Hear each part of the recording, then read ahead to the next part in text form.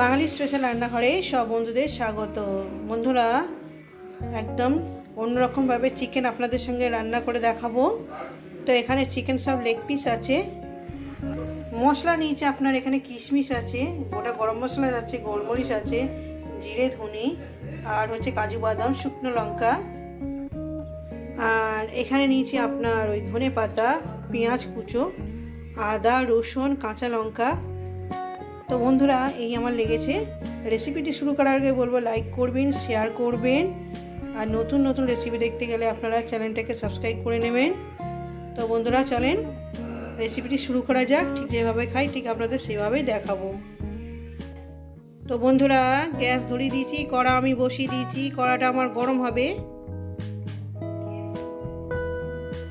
তো বন্ধুরা, প্রথমেই আমি কড়াটা আমার গরম হয়ে গেছে, প্রথমেই আমি কি করব, এই যে শুকনো লঙ্কাটা আর জিরে ধনে, গ্যাস একটু লোতে করে দেবেন, জিরে ধনে গোটা গরম মশলা দিয়ে দিলাম, তার সঙ্গে আমি কাজুটাও দিয়ে দিলাম, কিশমিশটা আমি পরে দেব, ভাজবো না, এইটা আমি শুকনো কাঠকড়ায় ফেলে ভেজে নেব।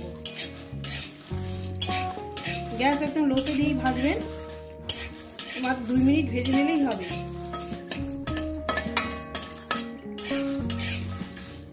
একদম নতুন ধরনের রেসিপি আপনাদের সঙ্গে শেয়ার করছি, একদম নতুন ধরনের। তো বন্ধুরা, আমার এই মশলাটা ভেজে নিয়েছি, এটা নামিয়ে নেব। তো বন্ধুরা, মশলাটা নামিয়ে নিয়েছি, এই মশলাটাকে আমি দই দিয়ে বেটে নেব। তো বন্ধুরা, কড়ার মধ্যে আমি তেল দিয়ে দিয়েছি, তেলটা আমার গরম হবে। তো বন্ধুরা, আমার তেলটা গরম হয়ে গেছে, আমি পেঁয়াজটাকে প্রথমে ভেজে নেব।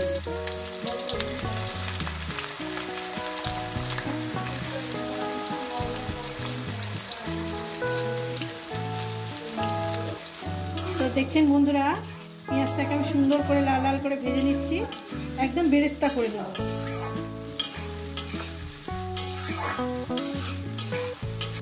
তো বন্ধুরা, এই যে কিশমিশ ভাজা মশলাটা সেটা আমি ইয়ে করেছি, সেটা আমি দিয়ে দিলাম।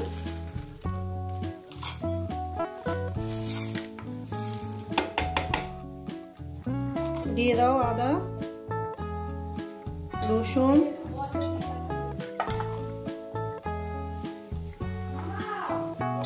রসুনটাকে দিয়ে দিলাম বন্ধুরা। দিয়ে দেবো এখানে কটা কাঁচা লঙ্কা,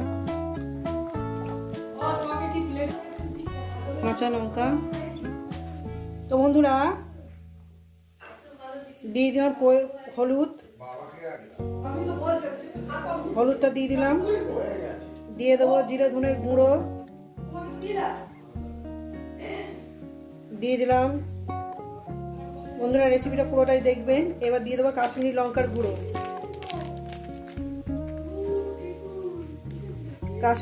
গুঁড়ো, এবার দেবো দইটা। তো বন্ধুরা, দিয়ে দেবো এখানে দই, মিনিমাম 50 গ্রামের মতন এখানে দই দিলাম। এই দইটা দিয়ে এটাকে একটা মিহি একটা পেস্ট বানিয়ে নেব। দেখছেন বন্ধুরা, পেঁয়াজটাকে আমি কি সুন্দর করে ভেজে নিচ্ছি, আরো ভাজতে হবে, যেহেতু বেরেস্তা করব। একদম পোড়াবেন না, পোড়ালে কিন্তু তেতো ভাবটা চলে আসবে। বন্ধুরা, আমার এই পেঁয়াজ ভাজাটা হয়ে গেছে, এই পেঁয়াজ ভাজাটাকে আমি তুলে নেব। তো বন্ধুরা, পেঁয়াজ বেরেস্তাকে আমি তুলে নিয়েছি। এবার এই গ্যাস আমি নিভিয়ে দিয়েছি, এই তেলটাকে ঠান্ডা করব, দেখাচ্ছি তারপর কি করব। তো বন্ধুরা, তেল আমার ঠান্ডা হয়ে গেছে। এবার মাংসটা আমি এই তেলের মধ্যেই দিয়ে দেবো, যেই তেলে আমি পেঁয়াজ ভেজেছি সেই তেলের মধ্যে আমি মাংসটাকে দিয়ে দিলাম। দেখেন ভালো করে, রেসিপিটা কিন্তু পুরোটাই দেখবেন আর একটু বাদ দেবেন না। আর এই রেসিপিটা আপনাদের কেমন লাগলো অবশ্যই কিন্তু কমেন্ট করে জানাতে ভুলবেন না। পুরো মাংসটা আমি দিয়ে দিলাম। এরপর দিয়ে দেবো যে পেঁয়াজ যে বেরেস্তাটা করেছি সেইটা।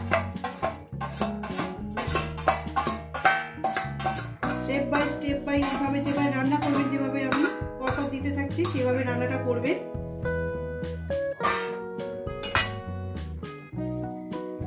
এরপর দিয়ে দেবো যে মশলাটা করেছি সেটা।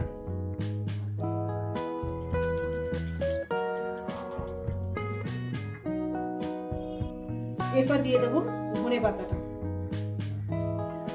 পাতাটা দিয়ে এবারে এটাকে চিকেনটাকে আমি ভালো করে মেখে নেব। দিয়ে দেবো লবণটা, স্বাদ মতন লবণটা আমি একেবারের জন্য দিয়ে দিলাম। দিয়ে এটাকে আমি খুন্তির সাহায্যে একটু এইভাবে একটু মেখে নেব।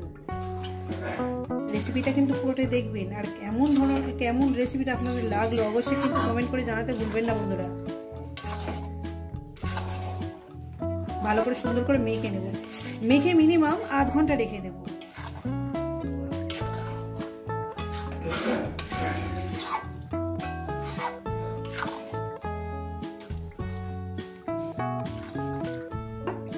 তো বন্ধুরা গ্যাস ধরিয়ে দিয়েছি আমি, আর এবার আস্তে আস্তে চিকেনটাকে নাড়তে থাকবো।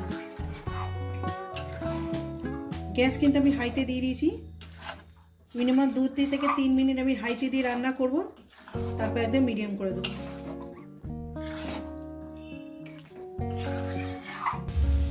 তো বন্ধুরা দেখছেন আমি কিভাবে কষে নিচ্ছি, শুধু কষতেই হবে।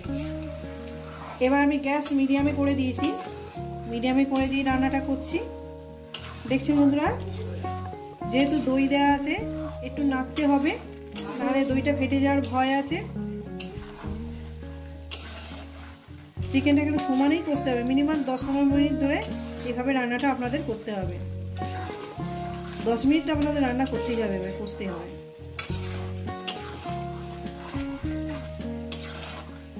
তো বন্ধুরা দেখছেন আমি কিভাবে কষিয়ে নিচ্ছি, সেইভাবে কষাবেন।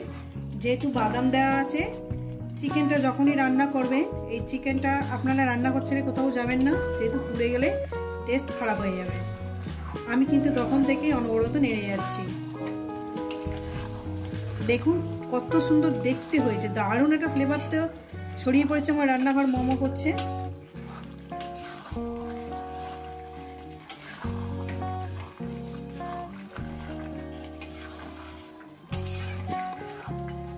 তো বন্ধুরা আমি এটা সুন্দর করে কষিয়ে নিয়েছি। এরপর দিয়ে দেবো যে মিক্সারে যে বাটির জলটা আছে, মিনিমাম ওই 2 কাপের মতন আমি দিয়ে দিলাম। জলটাকে দিয়ে আরো আমি 5-6 মিনিট রান্না করব, কি 7 মিনিট।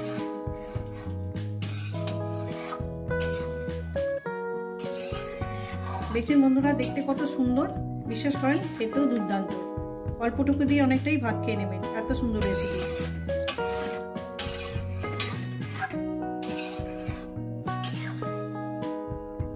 তো বন্ধুরা দেখেন আমার চিকেনটা পুরো রেডি হয়ে গেছে,